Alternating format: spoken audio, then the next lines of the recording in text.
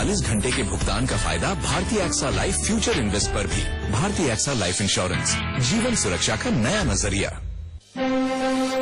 ये है टीवी18 और आप देख रहे हैं CNBC आवाज।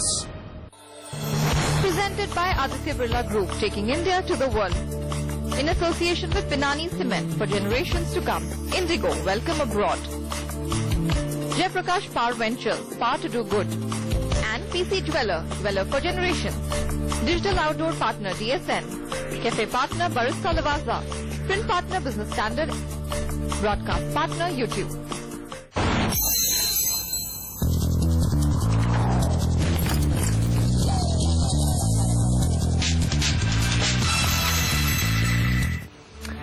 नमस्कार। बजट पर हमारे इस खास बुलेटिन में स्वागत है आप सभी का। मैं हूं आपके साथ सौमित्र बुटकर। सबसे पहले देखेंगे बजट हेडलाइंस।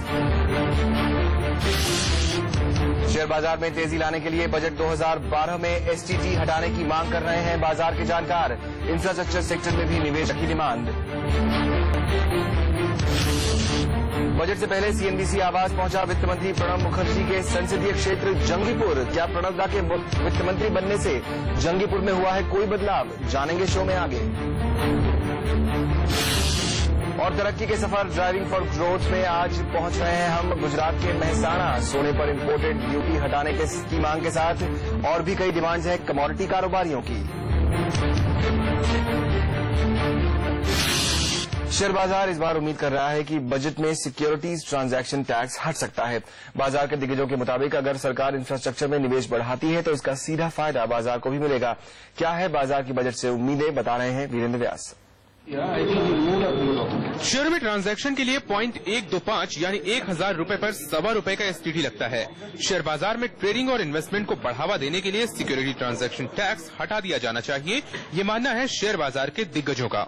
एसटीटी भी निकल जानी चाहिए और कोई भी ट्रांजैक्शन टैक्स आना नहीं चाहिए। और अगर एसटीटी कंटिन्यू करनी है तो जो ओल्ड फॉर्म में थी कि वो आपको रिबेट मिल जाती है आपकी income tax as an advance tax, वो अच्छा स्कीम था।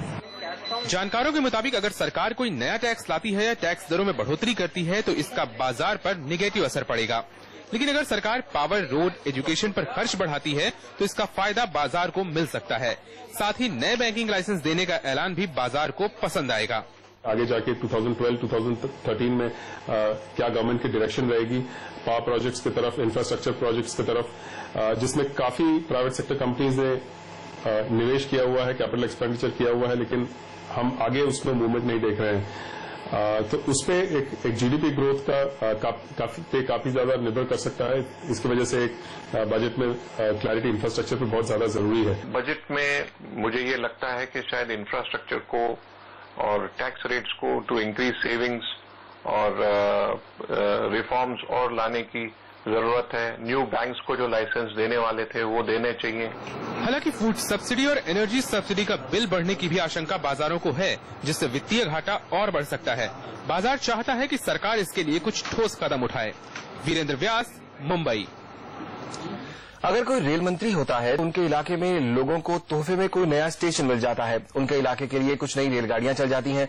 क्या किसी नेता के वित्त मंत्री होने का फायदा भी उनके चुनाव के क्षेत्र के लोगों को मिलता है? इसका पता लगाने के लिए आवाज की टीम पहुंची है प्रणब मुखर्जी के संसदीय क्षेत्र जंगीपुर, बीजेपी नेता यशवंत सिन्हा के चुनावी क्षेत्र हजारीबाग और तमिलनाडु में शिवगंगा, जहां से गृह मंत्री पी चिदम्बरम चुनकर आते हैं।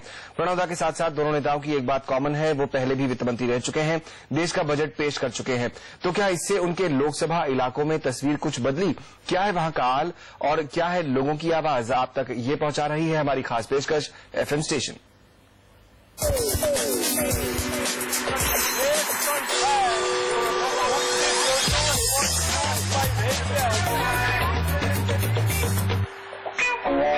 बजट पेश करते वक्त वित्त मंत्री देश की तरक्की के लिए उठाए जाने वाले कदमों का ऐलान करते हैं, लेकिन क्या आपने कभी सोचा है जो वित्त मंत्री देश का बजट बनाता है उसका खुद का इलाका कितनी तरक्की पर है?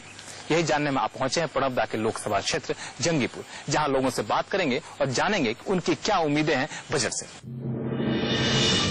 गंगा नदी के दोनों किनारे बसे जंगीपुर लोकसभा का ये इलाका लंबे अरसे से पिछड़ेपन का शिकार रहा है। साल 2004 में जब प्रणब मुखर्जी ने यहां से लोकसभा चुनाव जीता तो ये जीत उनके लिए खास भी थी और एक चुनौती भी। खास इसलिए कि उन्होंने पहली बार कोई लोकसभा चुनाव जीता था। चुनौती इसलिए कि मुर्शिदाबाद जिले का ये लोकसभा क्षेत्र देश के सबसे पिछड़े इलाकों में से एक है। पहली पारी में विदेश मंत्री रहते हुए प्रणब दा ने यहाँ विकास की छिटपुट शुरुआत कर दी थी, लेकिन 2009 में उनके वित्त मंत्री बनने के बाद जंगीपुर में चौतरफा विकास ने दस्तक देना शुरू कर दिया। मैं जब निर्णय किया जो मैं जंगीपुर से चुनाव लड़ूंगा, तब मेरे ये पूरा याद था, ये जानकारी था, ये बहुत पिछड़े जगह है। Then when I was elected by the people of this area, it is not my home town or home village, it is not my home district even, I belong to the adjacent district, but the people whom they accepted me, I thought it is my responsibility to do my bit what I can do. अपने मंसूबे में प्रणब दा कुछ हद तक कामयाब भी हुए। कोलकाता से करीब 300 किलोमीटर दूर जंगीपुर में जैसे ही आप कदम रखेंगे, कदम कदम पर खुले ये बैंक आपको आसानी से एहसास करा देंगे कि आप वित्त मंत्री के इलाके में आ पहुंचे हैं। प्रणब मुखर्जी के वित्त मंत्री बनने से लेकर अब तक जंगीपुर में अलग अलग बैंकों के 22 ब्रांच खुल चुके हैं। इन बैंकों से पिछले 3 साल में करीब 40,000 लोगों को 15,000 रूपये से लेकर 1.5 लाख रूपये तक के लोन मिल चुके हैं। इधर एग्रीकल्चर का लोन भी होता है, गवर्नमेंट स्पॉन्सर लोन होता है, HGSRY जैसे KCC एग्रीकल्चर को दिया जाता है। 5,000 रुपये लोन दिया। लोन देने के बाद मेरा खूब ऊपर वाले दुआ से स्टेट बैंक का इससे बहुत अच्छा काम चल रहा है मेरा। हालांकि इन इलाकों में नए बैंक ब्रांच के लिए पर्याप्त कारोबार जुटाना एक बड़ी चुनौती है। बैंकों को भरोसा है कि जल्द ही उन्हें अच्छा कारोबार मिलना शुरू हो जाएगा और इस भरोसे की वजह है जंगीपुर में खुलने वाली ढेरों इंडस्ट्री। जंगीपुर लोकसभा क्षेत्र में आते ही आपको ऐसी ढेर सारी राइस मिल्स दिख जाएंगी, जो इस बात की गवाही देती हैं कि यहाँ पूरे इलाके में खेती से जुड़ी इंडस्ट्री के विकास की पर्याप्त संभावनाएं हैं और यही वजह है कि यहाँ आने वाले दिनों में कई नए फूड पार्क खुलने की तैयारी में है। प्रणब दा के वित्त मंत्री बनते ही यहाँ मिनिस्ट्री ऑफ फूड प्रोसेसिंग की मदद से 82 एकड़ में जंगीपुर मेगा फूड पार्क की नींव डाली गई। 111 करोड़ रुपए के निवेश से बनने वाले इस फूड पार्क में टेम्पटेशन फूड समेत कई बड़ी कंपनियां हिस्सेदार हैं। इसके अलावा कई निजी कंपनियां भी फूड पार्क बनाने की तैयारी में हैं। इससे स्थानीय किसानों को भी उम्मीद जगी है, क्योंकि खेती के लिहाज से काफी उपजाऊ जमीन होने के बावजूद यहाँ के किसानों को आसपास कोई बड़ा बाजार नहीं मिलता और उन्हें अपना अनाज औने पौने दाम पर बेचना पड़ता है। जितनी लागत है उससे कम पर ही कई बार अनाज बेचना पड़ता है। 300 रुपए मन चावल बेचना पड़ता है। चाष করে আমাদের কোনো লাভ নেই। सिर्फ किसान ही नहीं बल्कि जंगीपुर और आसपास की नई पीढ़ी भी यहाँ के विकास का हिस्सा बन सके, इसका भी पुख्ता इंतजाम प्रणब दा ने कर दिया है। I picked up one educational program that starting from primary level to highest level, we should create an educational infrastructure. About 10 good primary schools with the support of Satya Bharati organizations and with the support of various public sector enterprises from their corporate social responsibility fund, 10 good primary schools I have constructed here. Airtel Bharti की ओर से corporate social responsibility के तहत चलाया जा रहा ये सत्य भारती स्कूल जंगीपुर में दूर दराज के उन गांवों में खोले जा रहे हैं जहां के लोग बेहद गरीब और पिछड़े हैं। फिलहाल जो है हमारे सारे स्कूल्स क्लास 2 तक चल रहे हैं। प्री प्राइमरी क्लास 1 और 2 के बच्चे अभी पढ़ रहे हैं। ये धीरे धीरे करके क्लास 3, क्लास 4, क्लास 5 तक ये जाएंगे बच्चे, ताकि बड़े होके ये लोग हम लोग जो नहीं कर सके ये लोग करे, ऐसा मेरा ख्वाहिश है। मेरा 100% मैं श्योर हूँ कि इन लोगों को मैं कर दूंगा।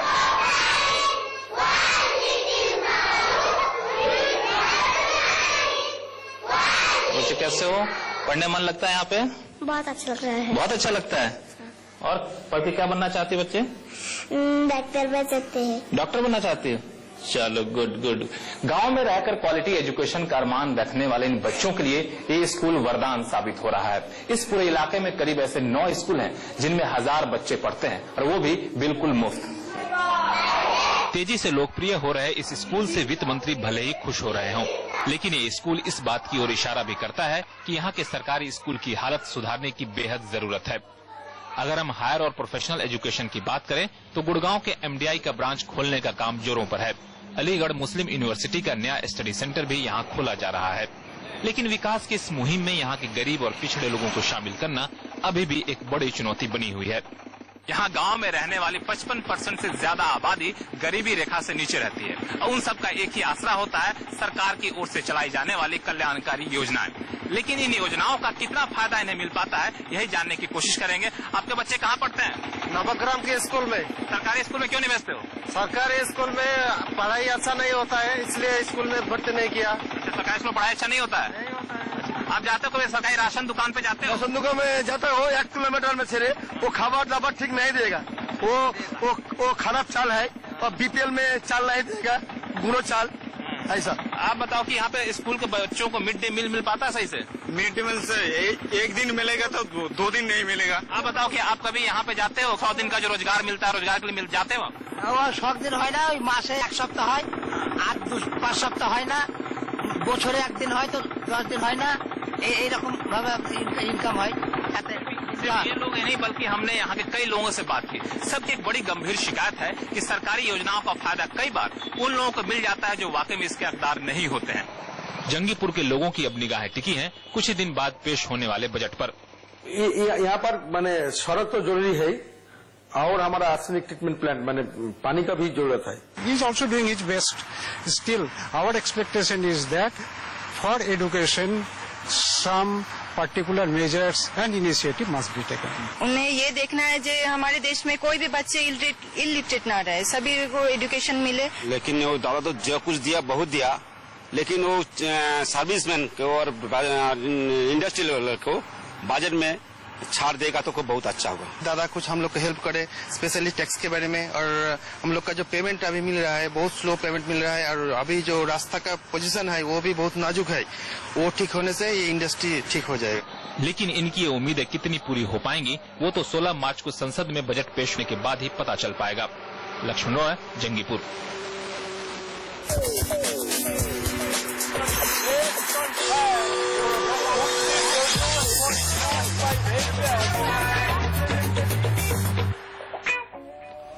और एफएम स्टेशन में कल हम आपको ले चलेंगे यशवंत सिन्हा के संसदीय क्षेत्र हजारीबाग। फिलहाल लेंगे यहाँ पर एक छोटा सा ब्रेक, लेकिन आगे हर्षदास सावंत के साथ ड्राइविंग फॉर ग्रोथ में आज चलेंगे गुजरात के मेहसाणा, जानेंगे राज्य के कमोडिटी कारोबारियों की मांग इस छोटे से ब्रेक के बाद।